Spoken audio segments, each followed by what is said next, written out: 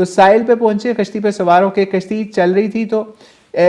तेज हवाओं के अंदर कश्ती फंस गई। ठीक है, तो जब तेज हवाओं के अंदर कश्ती फंस गई ना, तो वहां पे इक्रमा जो है ना, इसने लात और उज़्ज़ा को मदद के लिए पुकारा, जो इनके बड़े बुत थे या बड़े बुजुर्ग बनाए हुए थे बुतों के।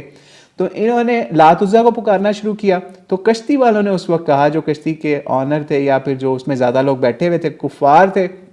उन्होंने कहा इस वक्त लात और उज़्ज़ा कोई काम नहीं आएंगे, इस वक्त खालिस अल्लाह को पुकारो, खुदा को पुकारो। तो इक्रमा ने कहा खुदा की कसम, अगर दरिया में कोई चीज़ खुदा के सिवा काम नहीं आ सकती, या समुंदर में कोई दरिया में कोई चीज़ अल्लाह के सिवा काम नहीं आ सकती, तो खुश्की में भी सिवाय खुदा के कोई चीज़ काम नहीं आ सकती। इसी वक्त अल्लाह ताला से इन्होंने अहद किया कि कहा, ए अल्लाह, मैं तुझसे अहद करता हूँ कि अगर तूने मुझे इस परेशानी से निजात बख्श दी तो मैं नबी अलैहिस्सलातु वस्सलाम की खिदमत में हाजिर होकर अपना हाथ इनके हाथ में दे दूंगा